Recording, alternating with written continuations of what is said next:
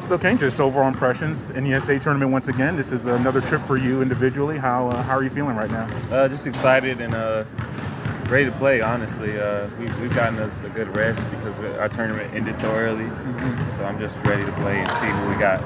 How's it different this time than opposed to earlier in your career? You're on a veteran-laden squad now. You're the veteran. Is there just differences, similarities? What are you feeling? I mean, the similarity is the emotion. I'm excited to play and whatnot, but I would say the difference is me just being a veteran and being one of the more experienced players on the team now, and having to lead these guys and give wisdom to the younger players. Coach talked about your impact of kind of getting y'all out of the funk you were in and what y'all went. I mean, you went through a lot from getting stuck in West Alabama. God bless you. Made it out of there alive. Right. And to 0-4 start, COVID, injuries, and just struggling as y'all were. What he said you were sort of the key at getting this thing turned around. What did you see and how did you do that?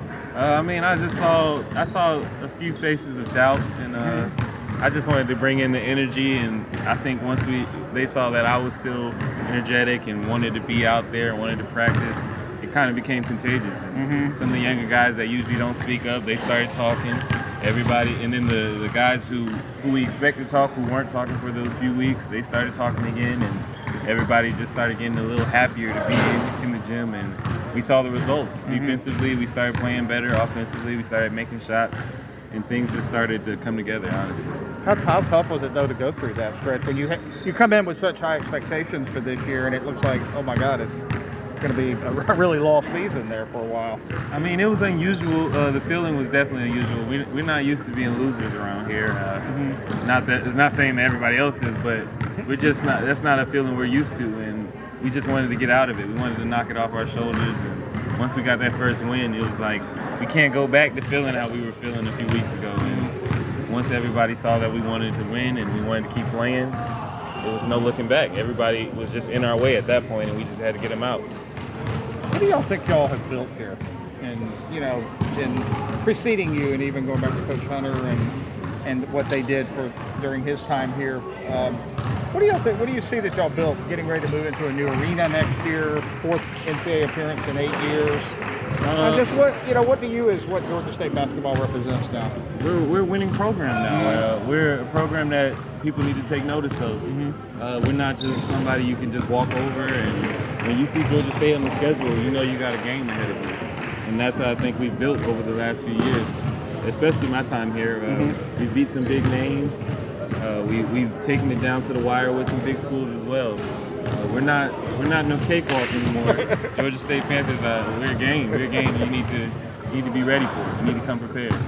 Kane, there were some games earlier in conference play where late game execution maybe got away from you guys, cost you some games, but into that tournament, that winning streak, that was maybe the strength of the team, was just when it got down to closing time, you were on making the plays. Do you think, was that a mindset thing that switched, was something that had to change in practice that got to get cleaned up? But what do you think flipped there? Yeah, definitely practice. We saw earlier in the year that we struggled down the stretch, and we made some untimely mistakes and mistakes that we weren't used to making. And we just knew, like, all the veterans would come in, we would watch film, the young guys would watch film with us. We knew there was things that we had to fix. And Coach Lanier, he harped on it for a little bit, but he knew we just had to keep playing hard. And when we played hard, we wouldn't be in those situations, the ones we were in. And so we just knew we had to figure it out. And just day by day, we got better at it, and we saw the execution down the stretch in the tournament. I was going to ask, how much do y'all pay attention to the lack of success from the other programs in this state, including the two supposed big ones at Georgia Tech and Georgia just fired their coach yesterday. Georgia Tech finished, I believe, a 20-loss season as well. I mean, how much do y'all pay attention? I don't know, that y'all are like, even some of the other schools, I mean, y'all are the one school obviously going to the tournament and a men's program that's had some success here. You're already kind of smiling a little bit about that. How much do y'all like having that a little? Douglas County native, he knows. Yeah. He knows basketball in this state. Hey, we worried about us. I don't want to speak on that. I don't know too much about it, but we have our success because we just continue to come in and we do what we do. Year in and year out, we come in and compete, and I can't speak on the other programs, but I know what we come to do every year, and that's what we expect at this time. Like I said, we built a winning program, and we're just trying to build from that. What about your career? I just touched on this. South Paulding, Douglasville native, came in under another head coach, Coach Hunter, and now with Lanier.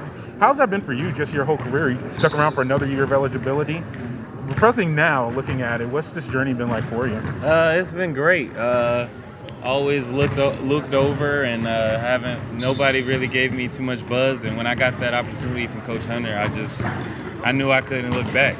I knew I was going to make a name for myself. I knew I was going to prove everyone wrong, and that's exactly what I did. And so now it's like I'm laughing and I'm smiling about it because I'm just blessed to be here and to tell my story. I knew I was going to be like this. I already manifested it. It was just a matter of time before everybody else saw it.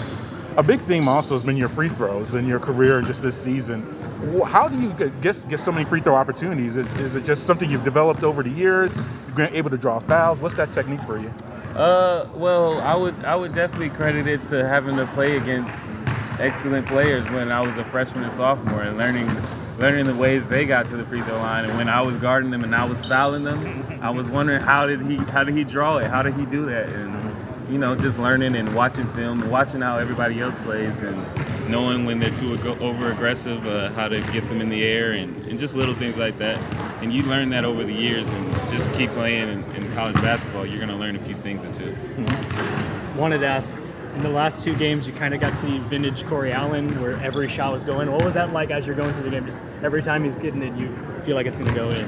Well, I mean, I've been his teammate for 3-4 years now, so I knew as soon as the first one went in, I knew he had it going, and I just kept saying in the huddles and whenever we went to the locker room, like, keep shooting it, keep having fun. We know we'll keep going with him. We knew he was leading the way, and we were just gonna follow.